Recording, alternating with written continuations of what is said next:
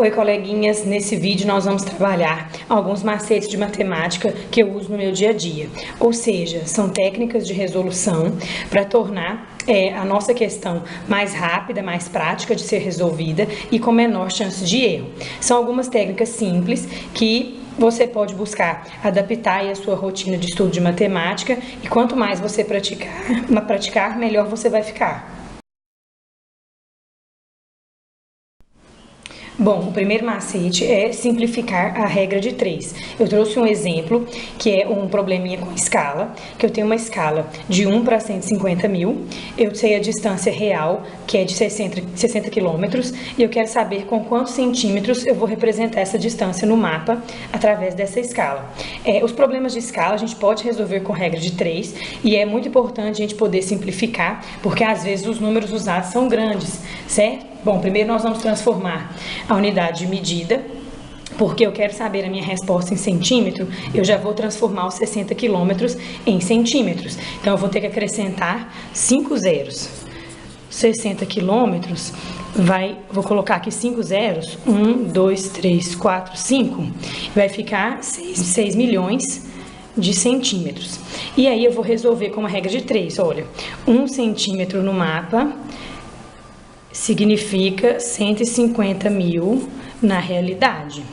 Quantos centímetros no mapa vão representar 6 milhões na realidade? É uma maneira de fazer, existem outras, claro. E aí, gente, a gente sempre pode simplificar a regra de 3 na horizontal ou na vertical, certo? Porque é uma proporção, é como se fosse uma fração igual a outra fração. Essa regra de 3, ela é simples, então a gente já pode multiplicar cruzada aqui direto. E antes de multiplicar, eu sempre simplifico. Então, eu vou cortar esse zero com esse com esse com esse, certo? Vai cortando um zero de cima com um de baixo. E ainda posso simplificar o 15 com o 600 aqui, porque o 60 é 4 vezes 15. Então, se eu simplificar o 15 com o 600, vai ficar 1 e que vai ficar 40. E ficou uma conta bem mais simples, olha, 1 está para x, assim como 1 está para 40. Veja só, dá para você ver a resposta, que é 40 centímetros. É claro que eu fiz um exemplo com números bem simples, bem fáceis, mas mesmo quando são números mais complicados, essa simplificação na regra de 3 diminui bastante sua chance de erro, principalmente os problemas de escala, quando tem muitos zeros, né? Mas de toda forma, se a quantidade de zeros for grande, também é bom a gente usar as potências de base 10, como nós vimos aí em outros exemplos no simulado. Bom, outro macete é uma forma de resolver problemas que trabalham aumentos ou descontos percentuais sucessivos. Vamos ver um exemplo. Um comerciante vendia um produto com 60% de lucro. Em uma promoção, fez um desconto de 10% sobre o preço de venda. Qual foi a porcentagem de lucro neste caso? Bom, o lucro ele é calculado sobre o preço de custo. Então, vou chamar o preço de custo de X. Como eu vou aumentar 60% nesse valor X, eu posso pensar que ele vai passar a ser 160%. Então, ele vai ficar, o preço de venda, eu posso representá-lo como 160% de X, em fração ou em decimal, 1,6x. Nesse caso, eu vou preferir trabalhar com decimal. Então, esse é o valor de venda, esse 1,6x. É nesse valor que eu vou colocar o desconto de 10%, certo? Então, muito cuidado, porque são porcentagens calculadas sobre valores diferentes. O 60%, ele é em cima do custo, e o 10% é em cima da venda, do preço de venda, né? Então, nós vamos dar um desconto de 10% nesse valor aqui, ó, 1,6x. O que nós podemos fazer? Já que eu vou descontar 10%, é a mesma coisa que eu multiplicar o meu número por 90%, porque se eu tiro 10, vai sobrar 90% daquele número. Então, eu posso pegar esse 1,6x e multiplicá-lo por 90%, que é 0,9, certo? Em decimal, ou 90 sobre 100 em fração. E aí, eu vou resolver essa multiplicação. 0,9 vezes 1,6, e vou chegar em 1,44x. O que significa esse 1,44x? Quer dizer o meu novo preço de venda. E ele está relacionado com o preço de custo, que é o x, que é o que eu chamei inicialmente. Então, meu novo preço de venda é 1,44x. Isso quer dizer que ele é 44% maior do que o x. Então, na verdade, quer dizer que o meu lucro foi de 44%. Tá vendo como é que fica prático? Fica uma conta bem simples, bem curtinha a resolução, e é essa maneira que eu resolvo na prova, por exemplo, do Enem, né, de vestibulares. E esse tipo de problema ele é muito comum, inclusive problemas de geometria. Às vezes nós temos trabalhar com área e você quer aumentar uma medida, né, da sua figura em 10%, diminuir outra medida em 30%, por exemplo, isso é muito comum no Enem. E você pode usar essa técnica, né, de trabalhar com decimal ou fração, já multiplicando o número pelo valor após o aumento ou após o desconto. Então, nós não calculamos, gente, o lucro, né, o valor do lucro, não. A gente calculou em tudo em porcentagem, tá certo? Bom, pessoal, outro macete que a gente pode usar é na parte de simplificação de raiz, né? As raízes quadradas são operações muito comuns nos problemas de matemática, tanto nos problemas de álgebra, equações, né, geometria. Então, o que a gente pode fazer?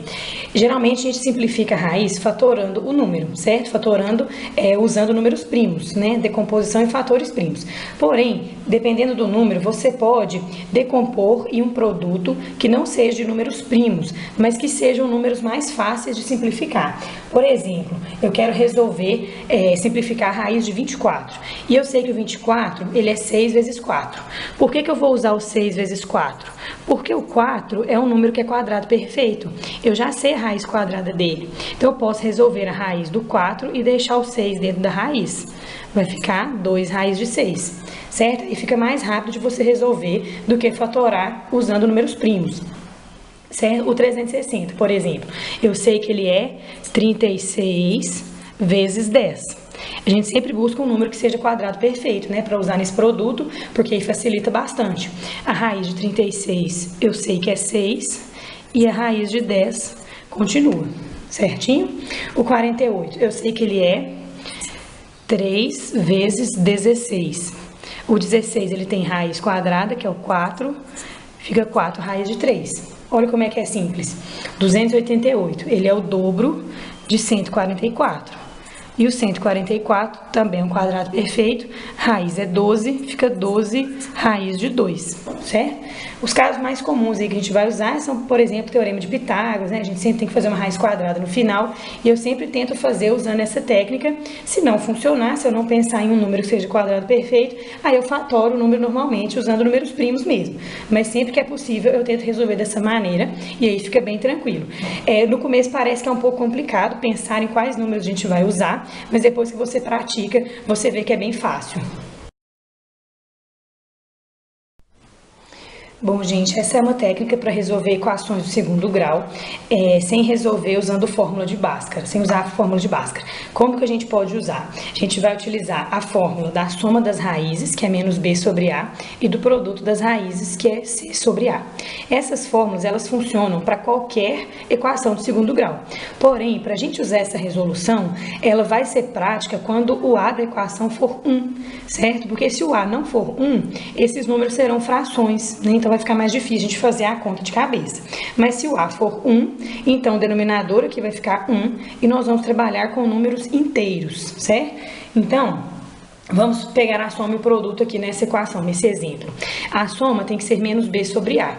Então, a soma aqui vai ser menos, o b é menos 12, sobre a, que é 1.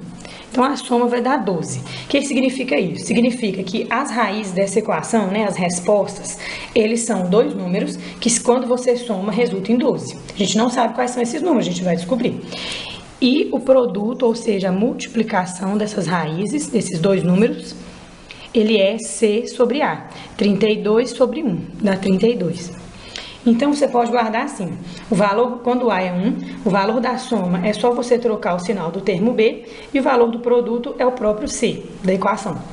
Aí você vai pensar quais números que você conhece, dois números, que multiplicados dê 32 e que somados dê 12, certo?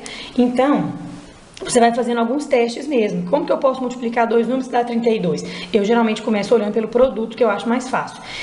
Pensando assim, que são números inteiros, né? Então, você pensando, você vai descobrir que 4 e 8, 4 vezes 8 dá 32 e 4 mais 8 dá 12. Então, se você descobrir essa dupla de números que funciona para a soma e para o produto, elas serão as respostas da sua equação, a solução. Então, x1 igual a 4, x2 igual a 8. Nós resolvemos a equação de segundo grau sem precisar usar a fórmula de Bhaskara. É claro que essa técnica não vai funcionar para todas as equações. Ela funciona quando as raízes são inteiras, certo? E quando A for igual a 1. Então, é mais simples de usar nesse caso. Mas, se você vê que não vai funcionar, que não vai ser possível resolver usando essa técnica, aí você muda e resolve usando a fórmula de Bhaskara mesmo, que vai funcionar para todas as equações.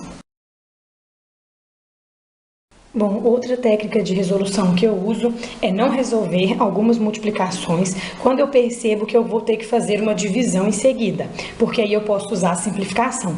Meus alunos até acham engraçado quando eu vou olhar a resolução deles, né, eles pedem ajuda, eu falo, não resolva essa conta, use a lei da preguiça. Parece estranho, né, a gente ficar com preguiça de fazer a conta, mas é uma maneira de diminuir os cálculos e, consequentemente, diminuir a chance de erro, já que na prova nós não podemos usar calculadora. Vamos ver esse exemplo. Eu tenho uma equação simplesinha e eu vou resolver essa equação. Então, eu vou fazer o MMC. Eu vou fazer MMC aqui de 4 e de 3, que vai dar 12. 12 dividido por 4 dá 3. 12 dividido por 3 dá 4, vezes 2, 8. E aí, para eu poder cancelar esse MMC, eu vou ter que fazer MMC com o lado de cada equação também. Vou colocar 1 aqui. 12 dividido por 1, 12. 12 eu tenho que multiplicar por 154. Mas eu não vou fazer esse produto, eu vou deixar ele indicado aqui. Vou cancelar o denominador, que é a mesma coisa que multiplicar a equação toda por 12, esse denominador que a gente pode cancelar, apenas quando ele tiver referente a todos os membros da equação, gente, que nós podemos cancelar MMC. E aí, agora eu vou resolver normalmente aqui. 8 mais 3, 11x igual a 154 vezes 12. Parece que é chato ficar deixando essa conta sem fazer, mas agora eu tenho que passar esse 11 dividindo. E muitas vezes eu vou conseguir simplificar um desses dois números com o número que está passando dividindo. Principalmente quando você vê que o seu problema está trabalhando com números inteiros. Às vezes esse x, você já sabe que ele tem que dar um número inteiro, né? Ou tem grande chance de ser. Então, é muito comum que seja possível simplificar para a resposta dar um valor inteiro. E aí você pode dividir, ó, 154 por 11, que vai dar 14. Então, nossa resposta vai ficar 14 vezes 12, que dá 168. Então, a gente faz uma divisão de um número menor, certo? Também na hora de multiplicar, a gente multiplica números pequenos, ok? Então, isso eu uso sempre, sempre, sempre. Todas as contas que eu estou fazendo, eu observo se é realmente necessário resolver aquela multiplicação de número grande ou não. Porque assim eu ganho muito tempo na hora de fazer a prova do Enem. Bom, gente, esse tipo de operação ele vai aparecer com menos frequência do que os outros exemplos que nós estamos vendo aqui, mas também é uma operação importante, que é a racionalização do denominador. O que é isso? A gente vai reescrever a fração de forma que o denominador fique um número racional, ou seja, nós vamos sumir com essa raiz aqui do denominador. É só uma maneira de reescrever a fração, né? O número vai ficar com o mesmo valor, mas ele vai estar escrito de uma maneira diferente, certo? O que nós usamos para racionalizar isso aqui? A gente multiplica o numerador e o denominador pelo mesmo número, certo? E quando aqui é uma soma, a gente usa uma subtração. Se aqui for uma subtração, a gente usa uma soma. E aí a gente tem que multiplicar em cima e embaixo pelo mesmo número para não alterar o valor da minha fração. E aí, gente, o que nós vamos fazer? A técnica é sempre resolver o denominador primeiro e deixar a operação do numerador por último, tá certo? Então, aqui no denominador a gente pode usar produto notável, né? Quadrado do primeiro menos quadrado do segundo, vai ficar 1 menos 5. E aqui em cima eu vou deixar a multiplicação indicada, não vou resolver ainda não. Aqui no denominador vai dar menos 4 e no numerador 2, 1 menos raiz de 5. Por que eu não resolvi essa multiplicação? Porque pode ser que dê para simplificar esse número com esse aqui, certo? Então, nesse caso, eu vou poder simplificar o 2 com 4, que vai ficar 1 menos raiz de 5 sobre menos 2. Bom, se você não encontrar essa resposta aqui, né, no seu gabarito, o que você pode fazer? Multiplicar em cima e embaixo por menos 1. Não é usual a gente deixar o denominador negativo. Não tem nada de errado nessa resposta, né? Mas não é usual. Então, você pode multiplicar em cima e embaixo por menos 1. E aí, vai trocar o sinal de todos os termos. Olha, vai ficar menos 1 mais raiz de 5 sobre 2. Certinho? Que é a mesma coisa de raiz de 5 menos 1 sobre 2. Então, pode ser que o gabarito esteja assim, ou assim, ou assim. É toda a mesma resposta, certo? Então, a vantagem de deixar a multiplicação do numerador para o final é a possibilidade de simplificar